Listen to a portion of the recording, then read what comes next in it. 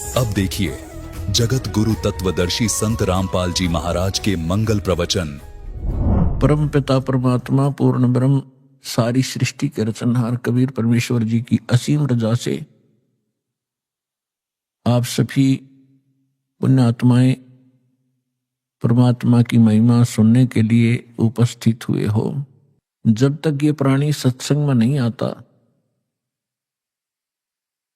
तब तक इसको मनुष्य जीवन के लक्ष्य का ज्ञान नहीं होता। उससे पहले जैसे भी माहौल के अंदर वो पला है, जैसी भी क्रियाएं उसने देखी और सुनी है, जो भी ज्ञान उसको ग्रहण है, उसी को अंतिम मानकर और निश्चिंत होकर के अपने जीवन सफर पर चल रहा होता है।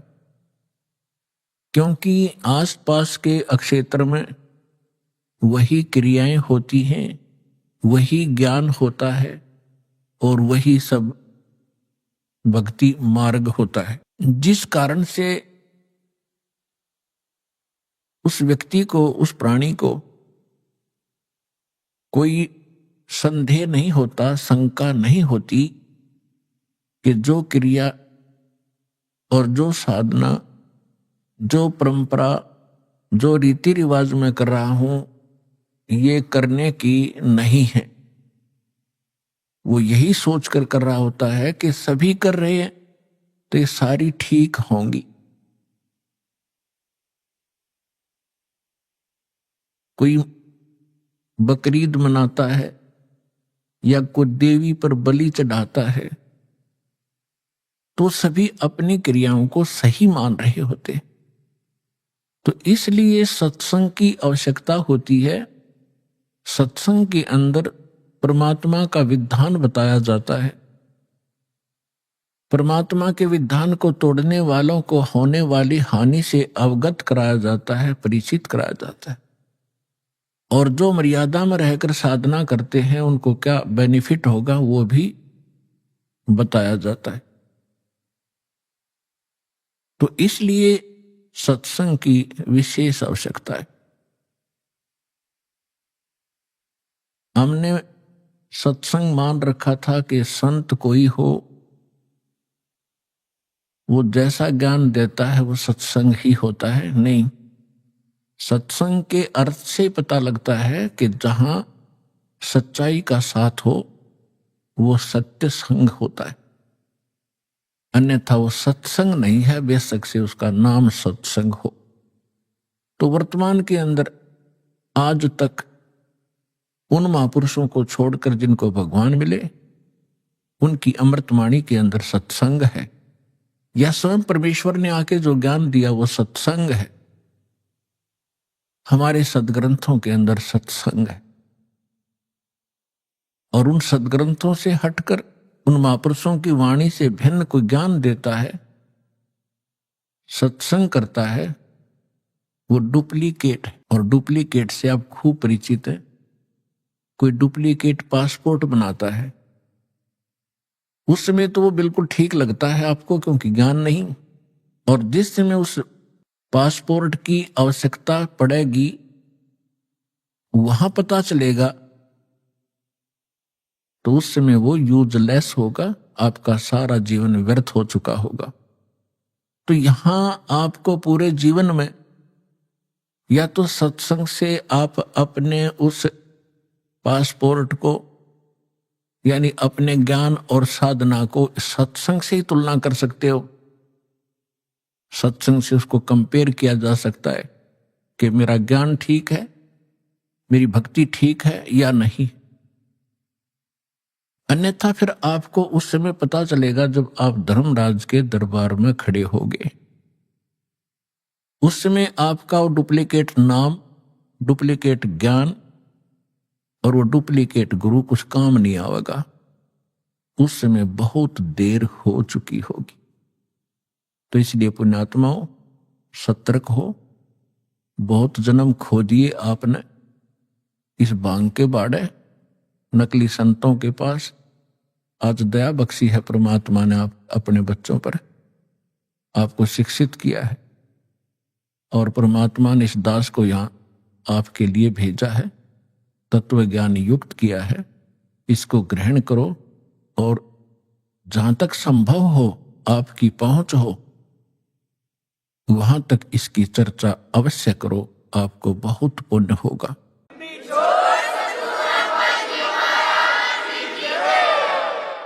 जिस प्रकार जंगल में भटके हुए व्यक्ति को और कोई हाथ पकड़कर सही मार्ग पर लाकर खड़ा कर दे, कितना बड़ा उपकार होता है, इतना ही उपकार आपको होगा उन भटके हुए प्राणियों को जो काल के दूतों में फंसकर अपना जीवन नाश कर रहे हैं। उनको लाकर के बरवाला में दीक्षा दिला देने से आपको बहुत पुण्य होगा। जैसे परमात्मा ने यहां तक कहा है कि 1000 गऊ हत्ते में कोई काट रहा हो कसाई, और उनसे छुटवा कर उनको बाहर अच्छे चरागाह में छोड़ दिया जाए, तो इतना पुण्य उस प्राणी को होगा जो एक जीव को काल के खेमे से निकाल के और सतलोक आश्रम में जोड़ देगा। ये सत्कर मान लेना।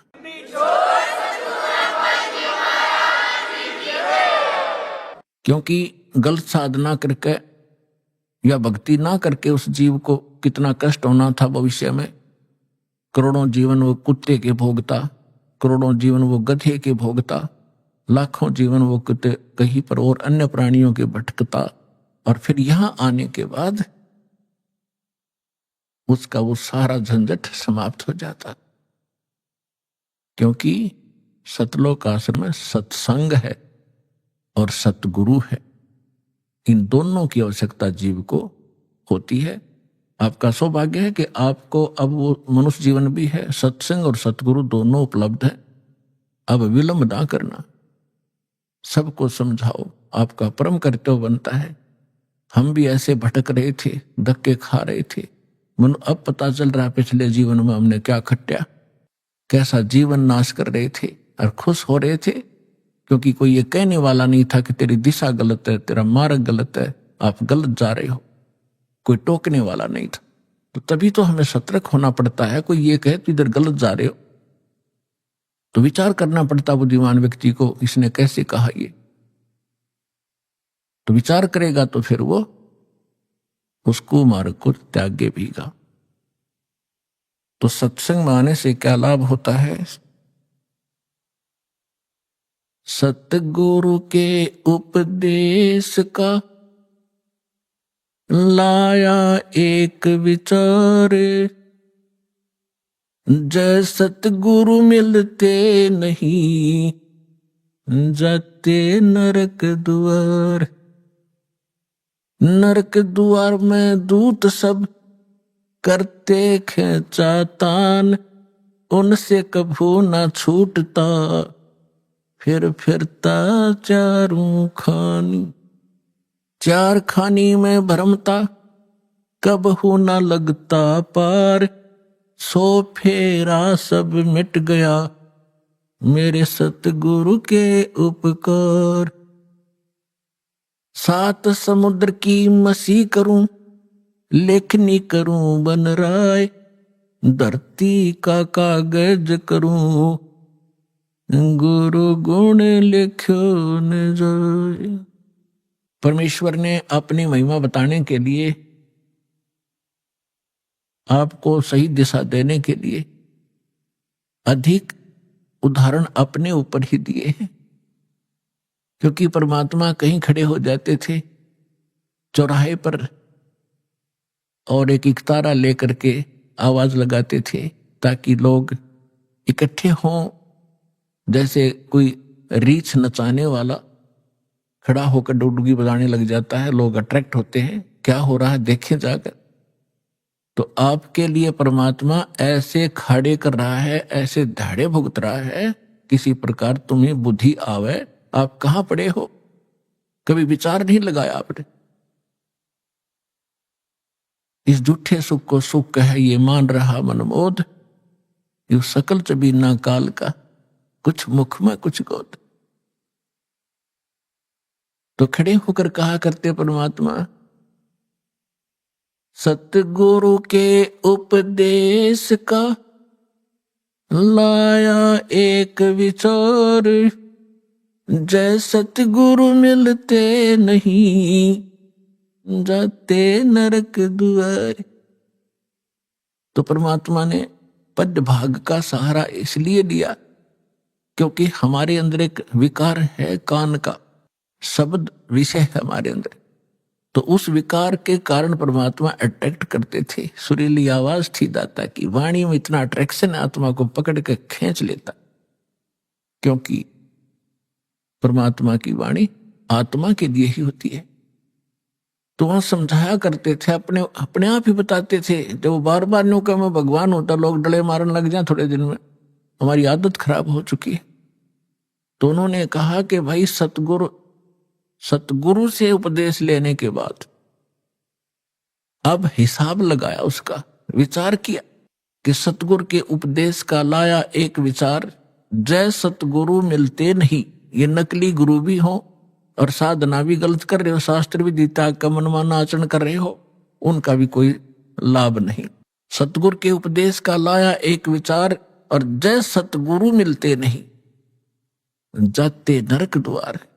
नरक द्वार में दूत सब करते खेचा तान, उनसे कभू ना छूटते फिर फिरते चारों खा। जैसे ग्रुप के ग्रुप करोड़ों की संख्या में नकली संतों के पास हैं, ये सारे के सारे मृत्यु के उपरांत नरक में ठोके जाएंगे। और जब नरक में डाले जाते हैं, यम के दूत बहुत संख्या के अंदर हैं, 12 करोड़ की संख्या है उन यम के दूतों की। तो इनको जब आदेश हो जाता है धर्मराज का कि इतने इतने इतने इनको नरक डालो, जिनका अच्छे संस्कार उनको स्वर्ग भेज दिया। यहां तो इतना ही स्वर्ग या नरक 2 स्थान है, और तीसरा फिर 84 लाख योनियों में पुनः पटक दे। तो उनको आदेश दे दिया जाता है कि इन सबको नरक भेज दो। अब पूरे उस ग्रुप को 1 लाख डेली यहां से जाते हैं, उनमें से कुछ स्वर्ग, कुछ 84 लाख योनियों में, और बाकी नरक में। तो भाले लेकर के, लठ लेकर, एक सूक्ष्म शरीर है इसके अंदर, उस सूक्ष्म शरीर के अंदर प्राणी जब तक नेक्स्ट योनि प्राप्त नहीं करता, नेक्स्ट शरीर नहीं प्राप्त करता, तब तक उसका फेस, उसका आकार जो का त्यों रहेगा, एज इट इज, जैसा इस शरीर में। यह शरीर तो ऐसा समझो जैसे सर्प वह कैंचुली छोड़ देता है। सर्प ने कैंचुली छोड़ दी तो वह सर्प जैसी दिखा करे, लेकिन ओरिजिनल सर्प अन्य है। इसी प्रकार इसके अंदर एक शरीर और है, या ऊपर की कैंचुली है, ये कवर है आपका। तो वो जो शरीर है उसमें जीव मरता नहीं, उसमें दर्द पीड़ा घड़ी होती है। तो उसमें ऐसा लठ मारते हैं, वो भाले ठोकते हैं, उनकी मर्यादा तोड़कर इधर उधर चलते हैं। सामने हाहाकार मच रही होती है, जहां उनको ठोका जाता है नरक के अंदर तड़फ रहे हैं, हाहाकार मच रही है, किसी को ऐसे गंदा स्थान है वहां पर, तो उसमें उनको भेजा जाता है कि चलो अब वहां कैसे जाएं। वो सब उल्टे उल्टे हटते हैं, और पीछे तो वो लठ मारे, उसके बाले ठोके, जबरदस्ती डाल देते हैं। तो परमात्मा कहते हैं नरक द्वार में दूत सब वहां करते खेचा ताड़, हम वापस भागेंगे, वो ठाठा पटकेंगे, और उनसे कभू ना छूटता। उसके बाद फिर फिरता चारों खानी, 4 खानी में, ये 84 लाख योनियों के शरीरों में, 4 खानी में भरमता में कभू ना लगता पार। और सो फेरा सब मिट गया मेरे सतगुरु के उपकार। क्यों सारा झंझट बाईपास कर दिया उस सतगुरु ने।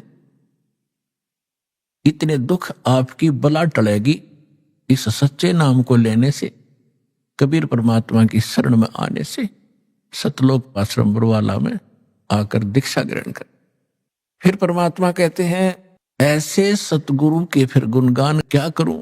आप तो बालक हो, कोई दूसरी कक्षा का, कोई पहली कक्षा का, कोई वैसे सत्संग सुन करने के लिए आया है।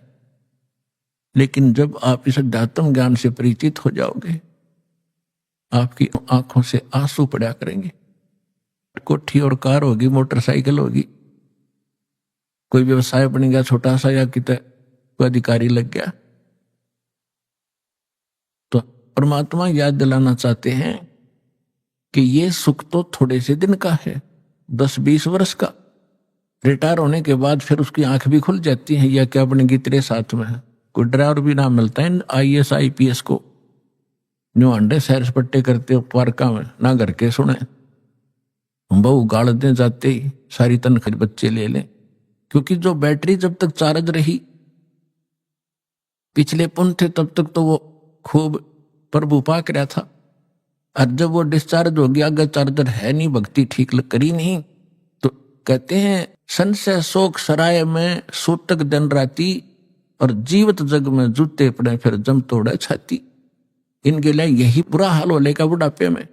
यहां जीवित जग में जूते पड़े और फिर जम तोड़े छाती। यम के दूत फिर आगे इनकी छाती तोड़ेंगे, इनको कूटेंगे गिर के, और फिर 84 लाख योनियों में ठोके जाएंगे। तो यहां परमात्मा कहते हैं 7 समंदर की मसीह करूं, लेखनी करूं बन राय, धरती का कागज करूं, गुरु गुण लिख्यो न जाए। ऐसे सतगुरु का, संत का गुण लिख के देखो, पूरी पृथ्वी का कागज बना लूं, 7 समुद्रों का इंक बना लूं शाही, और सभी वृक्षों की कलम बना लो, काट काट के छोल छोल के, कितनी बन जाएंगी हिसाब लगा लो। और ये सारी खत्म हो जा, धरती जितना कागज भी समाप्त हो जाए, 7 समुद्रों की इंक भी, शाही भी खत्म हो जा, और सब कलम भी घिस जाए, तो भी नहीं लिखा जा सकता। तो पुण्यात्माओं, परमात्मा कहते हैं भाई गुरु मानुष कर जानते, के नर कहिए अंध, ओए दुखी संसार में आग काल के फंद। फिर क्या बताते हैं परमात्मा, सतगुरु के सिजदा करूं, कर्म छुटाए कोटि, और जो सतगुरु की निंदा करे, फिर जम तोड़ेंगे ओठ। कि ऐसे महापुरुष ने, जिसने हमारे को कितने पापों से बचा दिया, बीड़ी शराब मांस तमाकू के अवगुण बताकर उनसे छुटकारा दिलवाया, और ऐसे अनमोल भगवान की पहचान कराई, और ऐसा अनमोल मंत्र दे दिया जो आज तक ऋषि महर्षि और ब्रह्मा विष्णु महेश के कान भी नहीं पड़ा। तो फिर कहते हैं सतगुरु के सिजदा करूं, जिसने कर्म छुटाए कोट, करोड़ों कर्मों से बचा दिया, और जो ऐसे सतगुरु की निंदा करे उसको घोर पाप लगता है, अर्थात वो फिर इतनी सजा का पात्र बनता है, जम यम के दूत उसके होठ तोड़ेंगे। होठ फोड़ेंगे मतलब कि ऐसा बुरी तरह पीटेंगे, कितने लागो, ये नहीं देखेंगे इसके ये यहां नहीं मारे होठों पर, तो कहते हैं उसके फिर जम तोड़ेंगे होठ।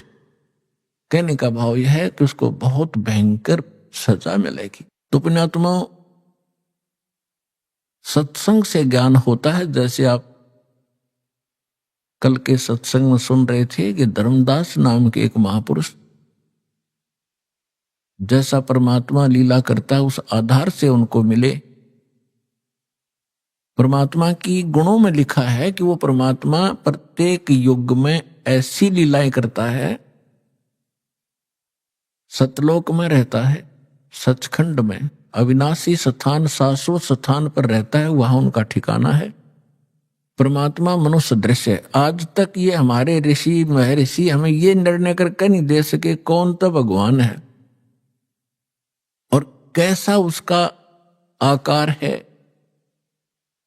और कहाँ रहता है, उसके पाने का मंत्र कौन सा है, और जो ज्ञान आप दे रहे उसका प्रमाण कहाँ है। लोक वेद सुनाया करते, अपनी अपनी दंत कथा सुनाया करते, अपनी अपनी कह गए इस दुनिया के माँ, और बिन साहेब की बंदगी कहीं ठोर ठिकाना ना। तो पुण्यात्माओं, अभी तक हमारे को ये पता ही नहीं था कि भगवान वास्तव में है कौन। हम विष्णु जी की पूजा करते थे और फिर कहते थे ध्यान लगाते हैं, क्या देखा कि प्रकाश देखा। भगवान कैसा? भगवान निराकार है। फिर श्री विष्णु जी क्या है? हमारी बुद्धि बालकों जैसी थी, स्थिर नहीं थी, हमें पता ही नहीं था, क्योंकि हमें गुरु ऐसे मिले थे। तो परमात्मा कहते हैं मां मुंडू उस संत की जिसते संशय ना जावे। कहते इसे संत ने छोड़ दे तुरंत, जो शंका निवारण नहीं कर सकता सारी। तो आज तक हम जितने भी सत्संग सुना करते थे या अनुभव पढ़ा करते संतों के, उनसे संशय समाप्त नहीं होता था, लेकिन हम श्रद्धालु होने के नाते उनको पढ़ते ही रहते थे। तो परमात्मा का एक विधान है, परमात्मा उसी विधान अनुसार अपने सब कार्य करते हैं। परमेश्वर सतलोक में रहते हैं, जिसको गीता जी में शाश्वत स्थान कहा है, सनातन परमधाम कहते हैं। और वहां परमात्मा मनुष्य दृश्य है, एक सिंहासन पर विराजमान है। एक बहुत बड़ा गुम्बद है परमात्मा के ऊपर, बहुत बड़ा एक मंदिर नुमा आकार का, उसके सेंटर में परमात्मा का सिंहासन है। उसके ऊपर मुकुट धारण करके परमात्मा बैठे हैं और सिर पर सफेद छत्र है दाता के। और वहां परमात्मा के एक रोमकूप में करोड़ सूर्य मिला दे, करोड़ चंद्रमा, इनकी रोशनी भी फीकी पड़े, इतना नूर है दाता का। यहां आते हैं तो शोभा को कम कर लेते हैं, हल्का तेज पुंज का शरीर बना लेते हैं, सरल करके आते। यदि वो इसी रूप में यहां आ जाए तो हमारी चरम दृष्टि देख नहीं सकती, जैसे उल्लू सूर्य को नहीं देख सकता। इसलिए परमात्मा एक अपने तेज पुंज का हल्का शरीर बनाकर आते हैं। और वो मनुष्य दर्श तो है ही है, अपने एज इट इज रूप में हमसे मिलते हैं, बातें करते हैं, लेकिन हमारे को ज्ञान गलत प्राप्त होता है, परमात्मा की डेफिनेशन गलत हमने ग्रहण कर रखी होती। इसलिए हम भगवान को निराकार मानते रहते हैं, उनको संत मान करके फ्री कर देते थे। तो धर्मदास जी को सतगुरु मिले। पहले वो भी ऐसे भ्रमित थे, लोक वेद के आधार से साधना कर रहे थे। परमेश्वर कबीर साहब जी कहते हैं, जब आपको ये अध्यात्म ज्ञान होगा तो आप क्या कहोगे?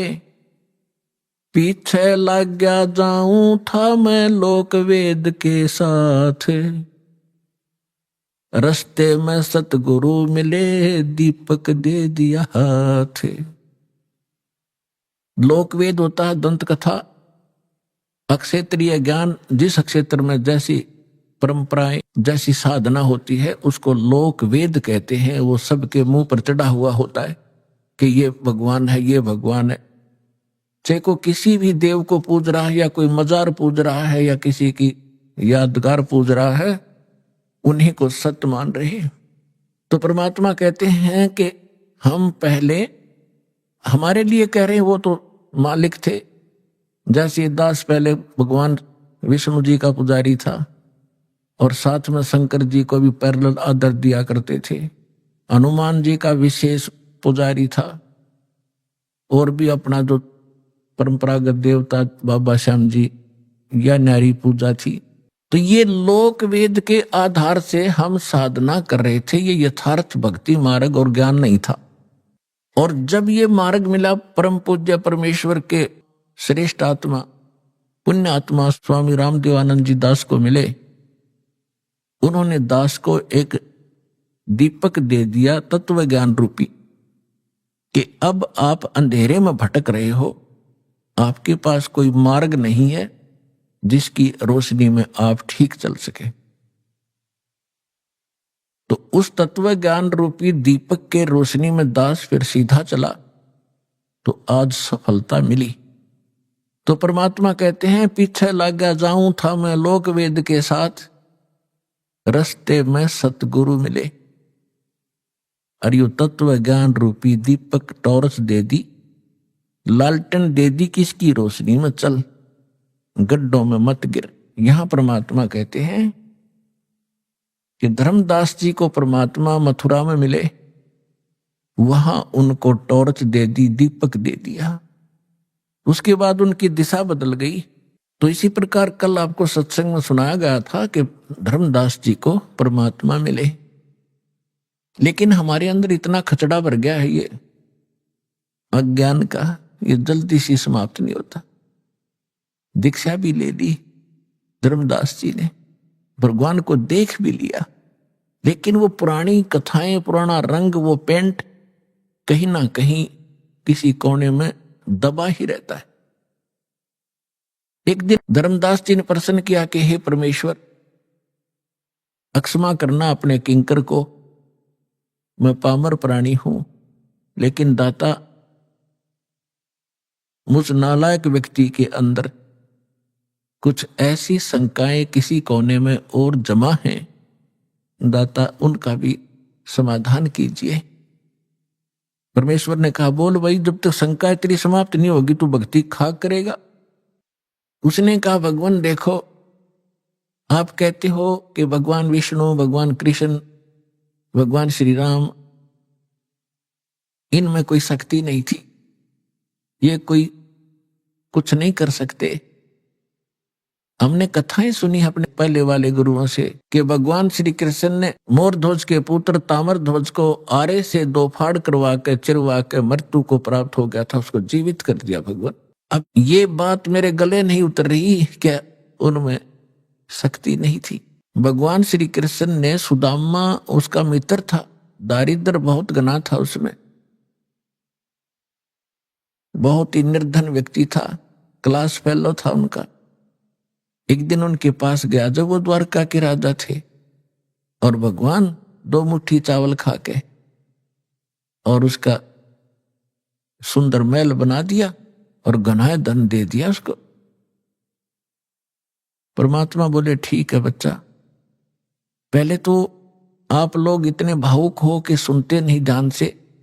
परमेश्वर ने कहा कि मैं ये नहीं कह रहा कि ब्रह्मा विष्णु महेश में कोई शक्ति नहीं, ये कुछ नहीं कर सकते। परमात्मा कहते थे कि तुम इनको समर्थ मानते थे, कि ये समर्थ भगवान है, सारी सृष्टि के रचनहार हैं, ये अजन्मा है, इनकी मृत्यु जन्म नहीं होता, इनके कोई माता पिता नहीं। तो वो तेरे रूबरू कर दिया, इनके माता पिता हैं, इनकी जन्म मृत्यु होती है, जिनकी जन्म मृत्यु होती है वो सक्षम कैसे होगे? तो परमात्मा ने कहा कि जैसे एक स्टेट के प्रांत के मंत्री में जो शक्ति होती है वो शक्ति होती है, लेकिन वो प्रधानमंत्री नहीं होता, प्रधानमंत्री जैसी पावर नहीं रखता।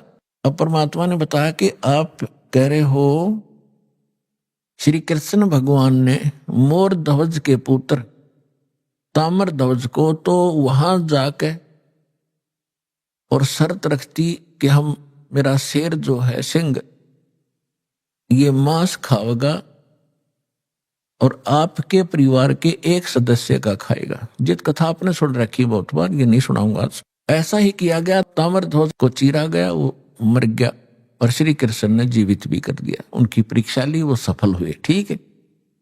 अब यहां तो श्री कृष्ण ने ताम्र ध्वज तो जीवित कर दिया। जब महाभारत के युद्ध में उसकी बहन सुभद्रा का पुत्र अभिमन्यु युद्ध में मारा गया, चक्रव्यूह में, सुभद्रा रोए, 5 पांडव रोए, उनका कुल नाश होए, और श्री कृष्ण रोए बैठ के, तब वो क्यों नहीं जीवित कर सके अभिमन्यु को?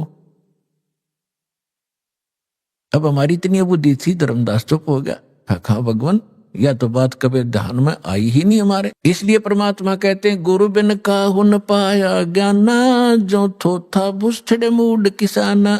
तुम थोथा भूषड़ रहे थे अभी तक, और सारे तुम्हारे गुरु सिर पैर तानी कथा सुना दे राम बिलनी की, बस खाई रोटी जाओ जय बोलो। ये कोई कहानी थी? ये कोई ज्ञान था तुम्हारा? तो परमात्मा से धर्मदास जी ने पूछा कि भगवान फिर कारण क्या था? कारण ये था कि ताम्र ध्वज की आयु शेष थी, और इतनी शक्ति ये रखते हैं, ये तो ऋषि महर्षि रखते हैं। ऐसी तो गोरखनाथ जी ने अपने गुरु मच्छंद्रनाथ का हुका हुआ शरीर अस्थियां उठा के और उसको जीवित कर